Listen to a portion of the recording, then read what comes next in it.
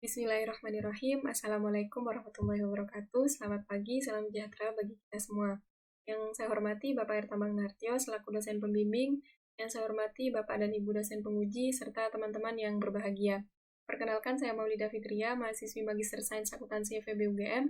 Pada video kali ini akan mempresentasikan hasil penelitian tesis saya yang berjudul Pengaruh Tingkat Konstrual dan Informasi Keberlanjutan Terhadap Perilaku Berkelanjutan Manajer, Peran Mediasi dari Diskon Temporal. Berikut merupakan outline presentasi pada video kali ini. Subbahasan pertama adalah pendahuluan. Penelitian ini secara umum dilatar belakangi oleh adanya potensi keterlibatan individu, baik itu karyawan ataupun manajer dalam mendukung keberlanjutan perusahaan, terutama melalui serangkaian keputusan ataupun perilaku mereka dalam menggunakan sumber daya yang dimiliki oleh perusahaan. Penelitian sebelumnya, seperti Zhang et al. Tahun 2020, menemukan bahwa perilaku karyawan yang tidak sejalan dengan tujuan keberlanjutan perusahaan dapat memicu adanya persepsi negatif dari pelanggan ataupun konsumen, yaitu tentang adanya kemunafikan perusahaan atau corporate hypocrisy. Contoh konkret lainnya adalah peristiwa yang disebut dengan Deepwater Horizon yang terjadi di Teluk Meksiko, Amerika Serikat. Bencana tersebut setidaknya memberikan gambaran bagaimana suatu tindakan atau single action yang diambil oleh individu ataupun sekelompok individu di dalam perusahaan dapat memberikan dampak besar, baik itu langsung maupun tidak langsung terhadap kinerja keberlanjutan perusahaan. Meskipun berdasarkan ulasan tersebut ada peran penting individu dalam mendukung keberlanjutan perusahaan, namun literatur yang ada masih terbilang terbatas. Sekalipun ada, sebagian besar masih berupa kerangka konseptual yang perlu diuji atau hanya berfokus pada salah satu prediktor dalam menjelaskan perilaku berkelanjutan. Dan Han tahun 2014 kemudian menyarankan sebuah model integratif dalam menjelaskan perilaku berkelanjutan individu di dalam perusahaan ini. Menanggapi saran literatur tersebut, penelitian ini kemudian mengeksplorasi perilaku berkelanjutan individu di dalam perusahaan, yaitu manajer dalam pengambilan keputusan alokasi sumber daya untuk program atau proyek yang berkelanjutan. Untuk menjelaskan perilaku berkelanjutan tersebut, penelitian ini menggunakan model integratif dengan prediktor di tingkat individu berupa tingkat konstrual dan prediktor di tingkat organisasi berupa informasi keberlanjutan. Selain itu, karena keputusan berperilaku berkelanjutan ini pada dasarnya melibatkan trade-off, dilema atau konflik keputusan antara manfaat saat ini dan manfaat masa depan, maka penelitian ini juga mempertimbangkan salah satu bias kognitif yang mungkin terjadi, yaitu kecenderungan manajer atau individu untuk memilih manfaat langsung yang lebih sedikit dibandingkan manfaat jangka panjang atau masa depan yang tertunda. Kecenderungan tersebut dalam penelitian ini disebut dengan diskon temporal, yang diprediksi memediasi pengaruh tingkat konstrual terhadap perilaku berkelanjutan manajer. Untuk alasan mengapa penelitian ini menggunakan variabel-variabel tersebut dalam menjelaskan perilaku berkelanjutan manajer dapat dilihat pada penjelasan motivasi penelitian berikut.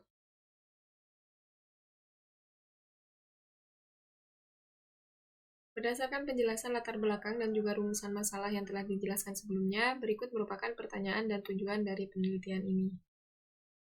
Subbahasan kedua adalah landasan teoritis dan pengembangan hipotesis. Penelitian ini menggunakan 3 teori dasar dalam menjelaskan perilaku berkelanjutan manajer. Yang pertama ada Construal Level Theory dari Trupp Lieberman tahun 2010, menjelaskan bahwa individu pada dasarnya dapat dikategorikan menjadi dua cara pemikiran. Yang pertama adalah individu dengan tingkat konstrual tinggi, yaitu yang berfokus pada desirability atau keinginan dan esensi dari mengapa tindakan atau situasi atau inisiatif terjadi.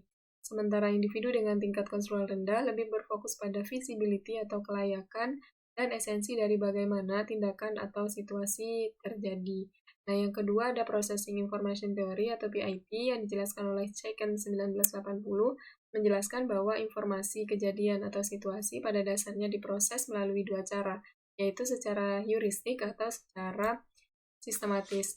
Dan yang ketiga ada Life History Theory atau LHT dari Kaplan and Jengstedt tahun 2004, menjelaskan bahwa individu pada dasarnya memiliki strategi hidup yang bervariasi, yaitu mulai dari strategi hidup lambat dengan berfokus pada outcome masa depan atau strategi hidup cepat dengan berfokus pada outcome saat ini.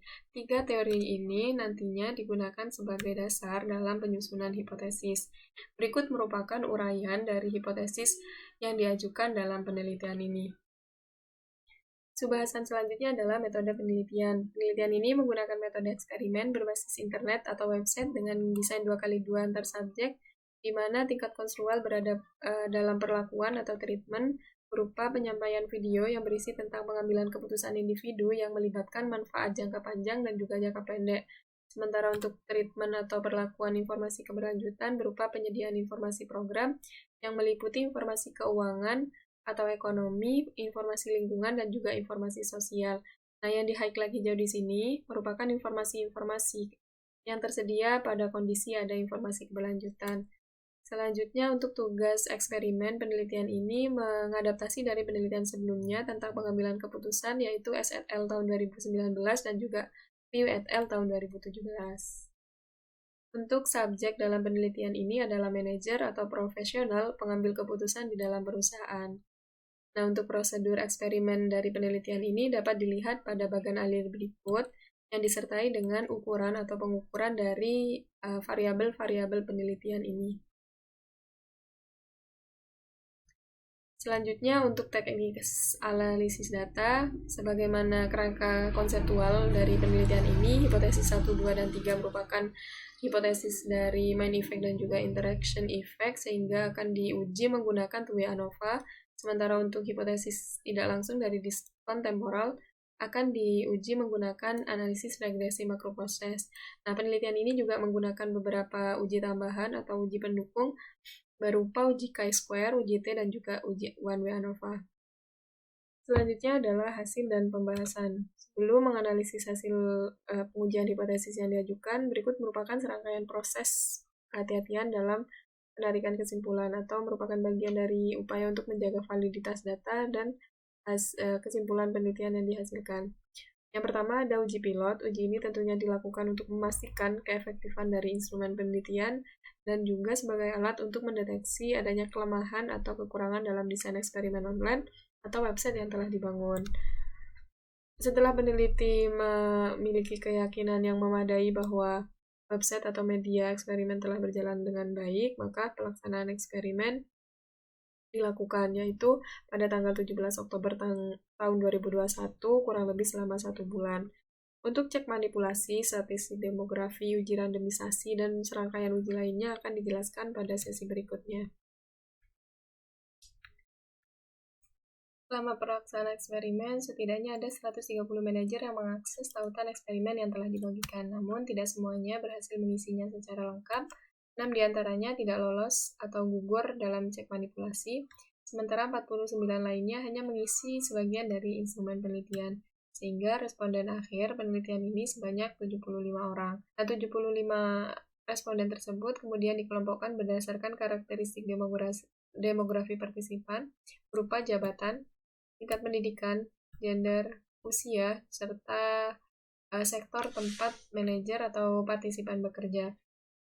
Selanjutnya, cek manipulasi. Manipulasi dalam penelitian ini berbentuk pertanyaan kategoris dan juga berbasis skala. Dalam perlakuan tingkat konsual dapat dilihat pada hasil pengujian berikut bahwa sebagian besar responden atau partisipan telah menjawab pertanyaan manipulasi dengan benar pada kesempatan pertama. Sementara pada perlakuan informasi keberlanjutan tampaknya lebih bervariasi. Ada beberapa partisipan yang menjawab benar pada kesempatan pertama, kedua, dan juga ketiga. Meskipun terdapat perbedaan atau variasi yang cukup banyak, namun setelah dilakukan uji beda atas perlakuan yang diberikan, penelitian ini meyakini bahwa partisipan telah mendapat perlakuan yang berbeda baik dalam kondisi perlakuan tingkat konsual maupun perlakuan informasi keberlanjutan. Selanjutnya, untuk hasil uji randomisasi dan juga karakteristik demografi partisipan dapat dilihat pada tabel berikut. Selanjutnya adalah hasil pengujian perbedaan kawalan lolos cek manipulasi dan juga perbedaan durasi penyelesaian eksperimen. Berdasarkan dua hasil pengujian tersebut yang dapat dilihat pada tabel berikut, dapat disimpulkan bahwa kedua variabel ini tidak memiliki potensi untuk menjadi variabel pengganggu hasil pengujian hipotesis yang diprediksi. Setelah serangkaian pengujian tersebut dilakukan dan peneliti memperoleh keyakinan bahwa variabel-variabel tersebut tidak memiliki pengaruh signifikan terhadap respon yang diberikan oleh manajer, maka proses selanjutnya adalah pemenuhan asumsi-asumsi ANOVA. yang dapat dilihat pada tabel berikut bahwa kedua asumsi telah terpenuhi, artinya data penelitian berasal dari sampel yang terdistribusi normal dan memiliki varian yang homogen. Berikut merupakan hasil pengujian hipotesis dengan menggunakan analisis two-way ANOVA untuk menguji pengaruh tingkat konstrual dan informasi keberlanjutan terhadap perilaku berkelanjutan manajer. Berdasarkan hasil pengujian yang ditampilkan pada tabel, dapat disimpulkan bahwa H1 penelitian ini terdukung, artinya terdapat bukti empiris bahwa tingkat konstrual mempengaruhi perilaku berkelanjutan manajer. Untuk hipotesis kedua juga terdukung, artinya bahwa informasi keberlanjutan mempengaruhi perilaku berkelanjutan manajer. Sementara untuk hipotesis ketiga terkait dengan interaksi antara tingkat konstrual dan informasi keberlanjutan menunjukkan nilai signifikansi yang berada di atas 0,05 sehingga menghasilkan kesimpulan bahwa H3 penelitian ini tidak terdukung. Selanjutnya, berdasarkan perbandingan rata-rata perilaku berkelanjutan pada setiap kondisi manipulasi, penelitian ini menemukan bahwa dalam kondisi tingkat konstrual tinggi, perilaku berkelanjutan manajer menunjukkan nilai yang lebih tinggi dibandingkan dengan manajer dalam kondisi tingkat konstrual rendah. Hal ini mengkonfirmasi teori CLT dan juga preposisi yang diajukan oleh Tagavi tahun 2019. Hasil penelitian ini juga mendukung atau konsisten dengan hasil penelitian Kusuma et al. 2018 serta argumentasi Bersen et al. Tahun 2021.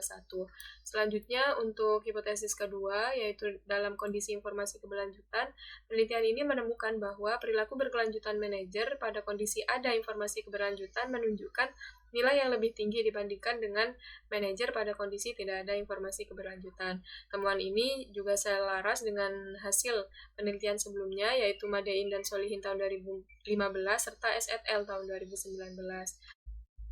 Meskipun berdasarkan hasil pengujian ANOVA hipotesis 3 penelitian ini tidak terdukung, namun berdasarkan perbandingan rata-rata untuk setiap kondisi manipulasi menunjukkan bahwa dalam kondisi tingkat konstrual tinggi, rata-rata perilaku manajer, baik itu dalam kondisi ada informasi keberlanjutan atau tidak ada informasi keberlanjutan, menunjukkan nilai rata-rata perilaku yang hampir sama. Sementara dalam kondisi tingkat konstrual rendah, ketika manajer disediakan informasi keberlanjutan, menunjukkan perilaku yang lebih tinggi dibandingkan ketika manajer hanya disediakan informasi keuangan atau tidak ada informasi keberlanjutan. Nah, temuan ini sebenarnya mendukung mengarah pada hipotesis 3A dan juga 3B penelitian ini. Hasil uji untuk pengaruh tidak langsung dari diskon temporal dapat dilihat pada tabel berikut. Berdasarkan tabel tersebut dapat disimpulkan bahwa 3 mekanisme yang disyaratkan oleh Baron dan Kenny untuk menunjukkan efek dari mediasi atau pengaruh mediasi tidak terkonfirmasi atau tidak terpenuhi dalam penelitian ini, sehingga menghasilkan kesimpulan bahwa H4 penelitian ini tidak terdukung. Meskipun demikian, berdasarkan hasil koefisien yang diperoleh, penelitian ini mengkonfirmasi arah hubungan yang diprediksi, yaitu bahwa tingkat konstrual memiliki pengaruh negatif terhadap diskon temporal, dan diskon temporal memiliki pengaruh negatif terhadap perilaku berkelanjutan. Hasil penelitian ini berbeda dari penelitian sebelumnya, yaitu Van der Waal et al. Tahun 2018 dan Arnolki et al. Tahun 2014 yang menemukan adanya peran mediasi dari diskon temporal dalam mempengaruhi perilaku berkelanjutan manajer. Namun penelitian ini juga konsisten dengan hasil temuan Swaim et al. 2016 yang juga tidak menemukan adanya efek mediasi maupun moderasi dari diskon temporal dalam mempengaruhi perilaku berkelanjutan manajer.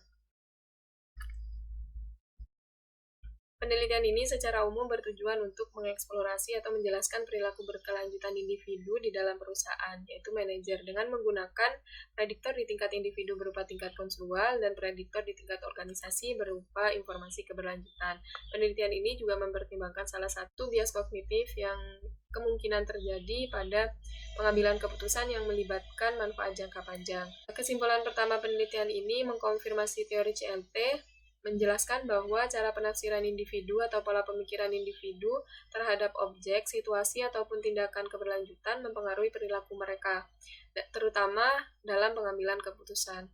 Secara spesifik, penelitian ini menemukan bahwa manajer dengan tingkat konstrual tinggi mengarah pada perilaku berkelanjutan yang lebih yang lebih tinggi dibandingkan dengan manajer dalam kondisi tingkat konstruktual rendah. Selanjutnya, penelitian ini juga mengkonfirmasi adanya relevansi dari informasi keberlanjutan dalam pengambilan keputusan internal organisasi. Penelitian ini menemukan bahwa basis informasi keberlanjutan mengarahkan perilaku manajer untuk mengambil keputusan yang lebih bertanggung jawab secara lingkungan atau sosial. Penelitian ini tidak menemukan bukti empiris bahwa terdapat interaksi antara tingkat konstruktual dan informasi keberlanjutan dalam mempengaruhi perilaku berkelanjutan manajer. Penelitian ini juga tidak mengkonfirmasi atau tidak menemukan bukti empiris bahwa diskon temporal memediasi pengaruh tingkat konstruktual terhadap perilaku berkelanjutan manajer. Meskipun demikian, penelitian ini menemukan atau mengkonfirmasi arah hubungan yang diprediksi. Berikut merupakan implikasi teoritis dan juga praktis dalam penelitian ini. Dan yang terakhir, berikut merupakan keterbatasan dan saran untuk penelitian selanjutnya. Sekian presentasi dari saya, kurang dan lebihnya saya mohon maaf. Wassalamualaikum warahmatullahi wabarakatuh.